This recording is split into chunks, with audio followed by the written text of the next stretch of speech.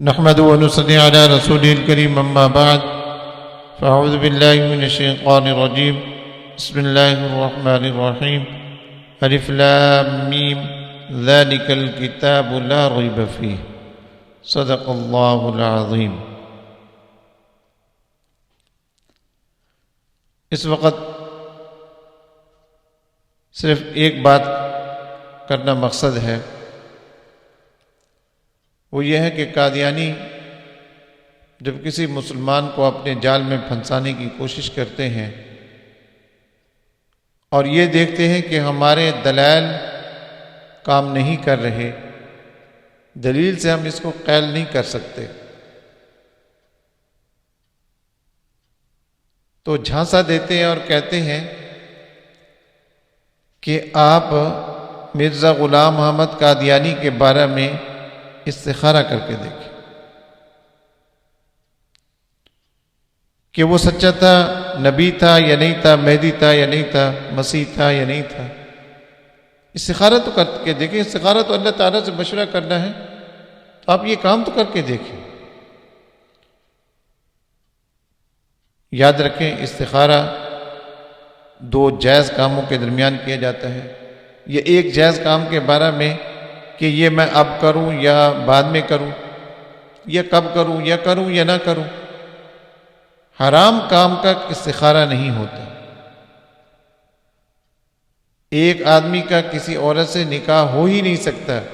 وہ اس کے بارے میں استخارہ کرتا ہے کہ میں اس کے ساتھ نکاح کروں یا نہ کروں،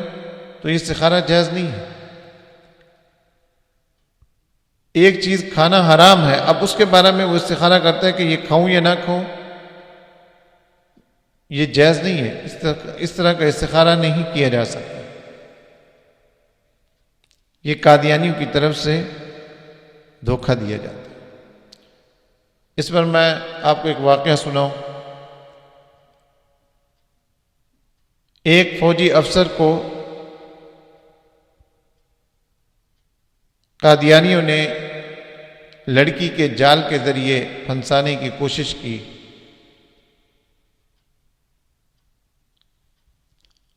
اور جب وقت آیا کہ اب اس کا نکاح کیا جائے تو فوجی افسر نے کہا کہ میری ایک شرط ہے، وہ یہ ہے کہ میں کبھی بھی قادیانیت قبول نہیں کروں گا، اپنے اسلام کو نہیں چھوڑوں گا۔ تو انہوں نے کہا کہ ٹھیک ہے، ہم یہ شرط مانتے ہیں، آپ نکاح کر لیں۔ بعد میں پھر انہوں نے اپنی کوشش کرنا شروع کر دی، نرمی کے ساتھ، پیار محبت کے ساتھ پھنسانے کی کوشش کرنا شروع کر دی۔ تو ایک مرتبہ ایک مربی آیا اور اس نے آ کر کہا کہ آپ اگر ہماری بات نہیں مانتے، مرزا غلام احمد قادیانی کو نبی نہیں مانتے تو نہ مانیں، مہدی نہیں مانتے تو نہ مانیں، لیکن ایک بات ہماری مان لیں، وہ یہ ہے کہ آپ استخارہ کریں، استخارہ کر کے دیکھیں کہ آیا مرزا غلام احمد قادیانی نبی تھا یا نہیں تھا۔ پھر استخارے میں جو بات آیا آپ وہ اس پر عمل کریں۔ چنانچہ اس نے ایسے ہی کیا۔ جب اس نے استخارہ کیا تو استخارے میں اس کو رات کو خواب آئی، اور خواب کے اندر اس نے دیکھا کہ مرزا غلام احمد قادیانی نبی بنا بیٹھا ہے۔ اس نے صبح ہوتے ہی قادیانیت قبول کر لی۔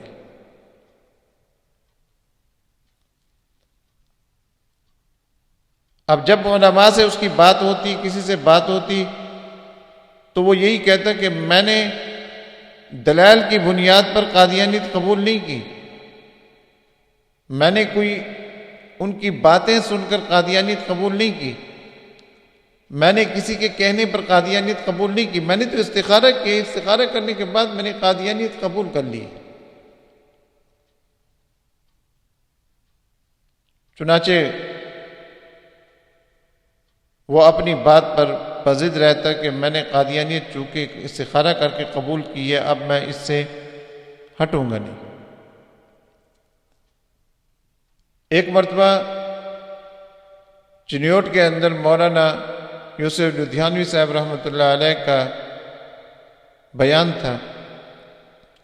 تو اس کو پتہ چلا کہ بڑے عالم ہیں، تو ان سے بھی جا کر میں سوال کرتا ہوں، میرے سوال کا جواب تو یہ ویسے بھی نہیں دے سکیں گے، چلو میں سوال تو کر لوں۔ تو ان کے پاس بھی جب ان کی خدمت میں آیا تو آ کر یہی بات کہی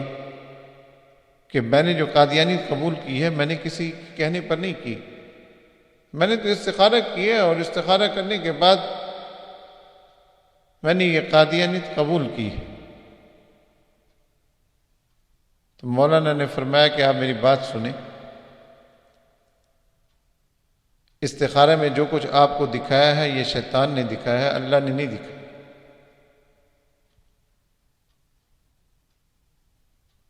انہوں نے کہا یہ کیسے؟ انہوں نے کہا یہ ایسے ہے کہ جس وقت آپ نے استخارہ کرنے کے بارے میں سوچ لیا کہ میں استخارہ کرتا ہوں، تو اس کا مطلب یہ ہے کہ اسی وقت آپ کے دل میں یہ شک پیدا ہو گیا کہ آپ صلی اللہ علیہ وسلم نبی آخر الزمان ہیں یا نہیں۔ اور جب آپ کے دل میں یہ شک پیدا ہوا کہ آپ صلی اللہ علیہ وسلم آخری ہیں یا مرزا غلام احمد قادیانی، تو اس شک کی وجہ سے آپ کا ایمان تو ختم ہو گیا، کیونکہ ایمان تو یقین کا نام ہے۔ اس لیے حق تعالی نے قرآن مجید کے اندر قرآن کے بارے میں سب سے پہلی بات ارشاد فرمائی لا ریب فیہ، اس میں کسی قسم کی کوئی شک و شبے کی گنجائش نہیں ہے۔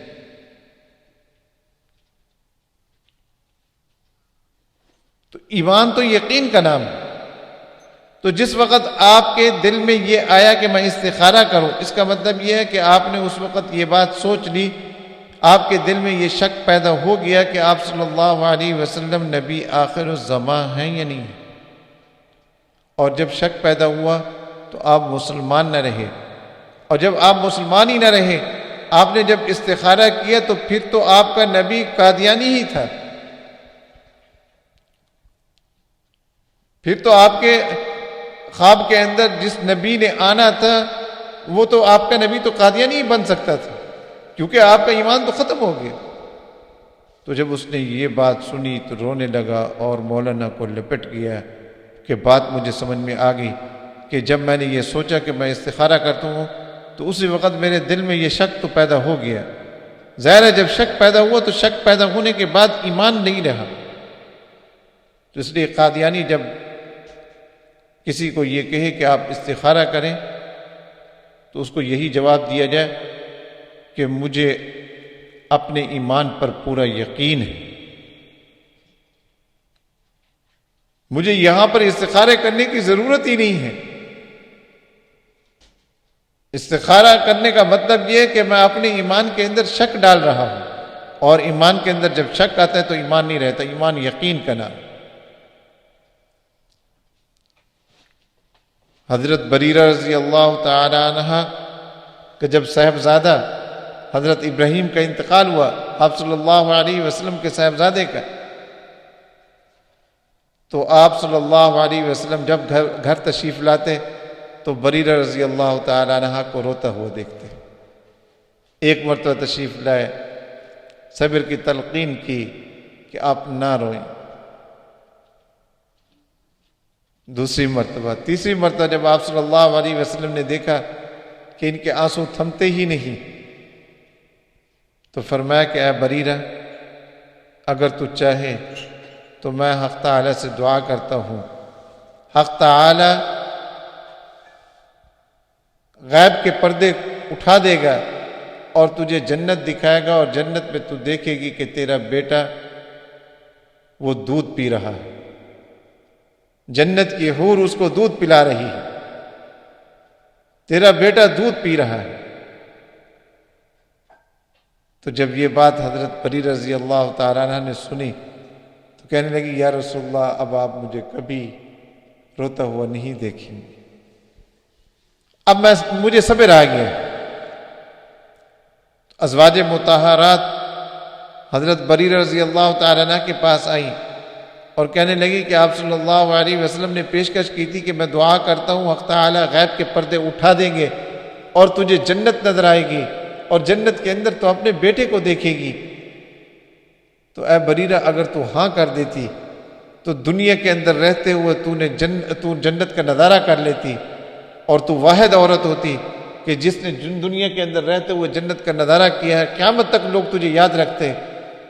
کہ کس نے، حضرت بریرہ رضی اللہ تعالیٰ عنہ نے جنت کا نظارہ کیا تھا۔ تو حضرت بریرہ رضی اللہ تعالیٰ عنہ نے جواب دیا، کہنے لگی کہ ہاں بالکل، میں ہاں کرتی، آپ صلی اللہ علیہ وسلم دعا فرماتے اور مجھے جنت کا نظارہ ہو جاتا، میں جنت کو دیکھ لیتی، لیکن میں نے اس لیے ہاں نہیں کی۔ میں نے کہا کہ اگر میں اپنی آنکھوں سے جنت کو دیکھوں گی تو یہ یقین مجھے اپنی آنکھوں پر ہوگا، اور مجھے آپ صلی اللہ علیہ وسلم کے کلمات پر،